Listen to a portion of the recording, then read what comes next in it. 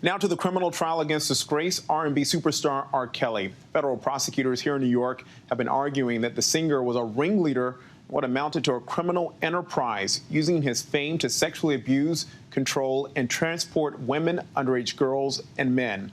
We bring in ABC News consultant Brian Buckmire now for the latest. Brian, we heard today from a sixth accuser. What did she say? Yeah, so this sixth accuser is going by her first name, Faith. Her last name will not be on the record. This is a unique accuser because she's the first one who's accusing R. Kelly of not statutory rape, because she met him when she was 19 years old at a concert in Texas. She talked about an 11-month relationship that she had with R. Kelly and a few shocking admissions as well, that one time he forced her to give oral sex with a gun close by in a very threatening and menacing manner. But also, this is the second accuser who's talked about R. Kelly giving her herpes, talked about that relationship, talked about having cold-like symptoms and then having sores all over her mouth. She said that she confronted R. Kelly sometime after the relationship ended when she had herpes, and R. Kelly said, "I'm not going to talk about this over the phone. If you do want to talk about it, if I do know anything about this and you want to talk about this, we'll do this in another way." So it became very damning and connected not only her allegations to R. Kelly, but corroborated what so many people have already said on the stand. And it's not just women and girls making these disturbing allegations. Brian, tell us about this male accuser. Yeah, so in the indictment, there are two John Does. It's similar to Jane Does, but males instead. One of them testified already earlier this week. He testified under the name of Lewis. He talked about being a rising rapper himself, meeting R. Kelly at a McDonald's drive-thru when he was 17 and doing somewhat of a solid or a favor and saying that he would pass a number to a woman that R. Kelly was interested in. That relationship started off pretty well. R. Kelly invited him to the studio to lay down some tracks and rap over a beat, but it slowly changed when he invited him into his garage, which was also his boxing ring, and R. Kelly asked him if he had any fantasies. Now, as a 17-year-old boy, he talked about fantasies of being with one or more women, and R. Kelly then asked the question, "Have you ever fantasized about being with men?"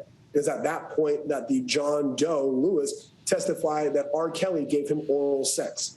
That relationship continued, as Lewis said, because he wanted to become a rapper more than anything else. He became very close with R. Kelly, both in terms of sexual contact, but also playing basketball with him on multiple occasions. He spoke about the harsh rules and punishments he gave out to women, but also the defense brought up the fact that he was charged with bribing a cooperating witness against R. Kelly, and that seemed to be somewhat damaging, but overall, then the prosecution had a strong case with that witness. And the prosecution, as I mentioned, trying to paint this as a criminal enterprise. That's the basis of the racketeering charge there. So they're claiming R. Kelly had an MO, or a pattern of behavior, that ties all of these claims together?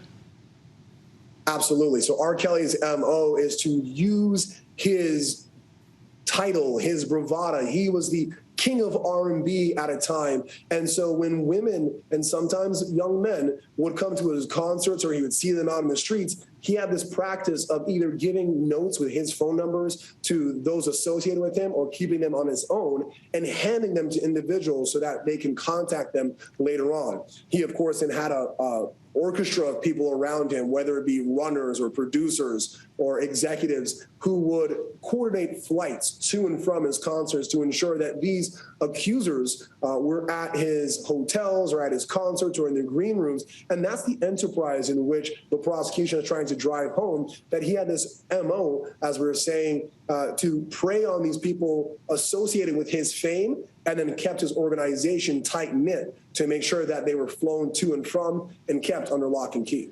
But the defense, Brian, of course, laughing off this argument that R. Kelly ran this so-called criminal enterprise. What are they saying?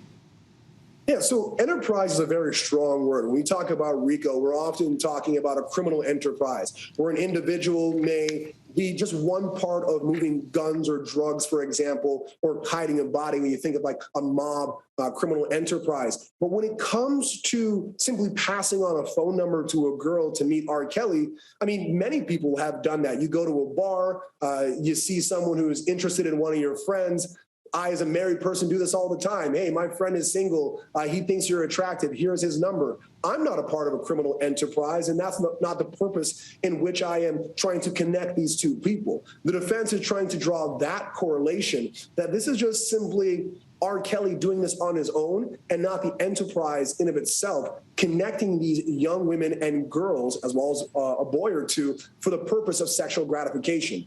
The defense is trying to split hairs with the criminal enterprise, and they are doing a pretty good job of it. They may or may not be successful. And Brian, any clue about how long, or any guess about how long this trial could last?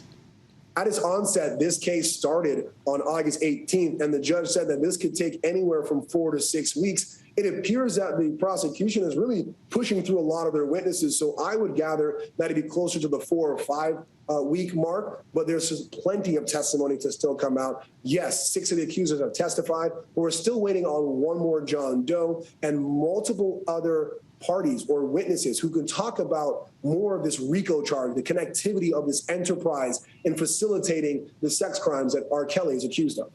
Brian Buckmire, lawyer, legal analyst, our ABC News contributor. Thank you, sir. My pleasure. Thank you. Hi, everyone. George Stephanopoulos here. Thanks for checking out the ABC News YouTube channel. If you'd like to get more videos, show highlights, and watch live event coverage, click on the right over here to subscribe to our channel. And don't forget to download the ABC News app for breaking news alerts. Thanks for watching.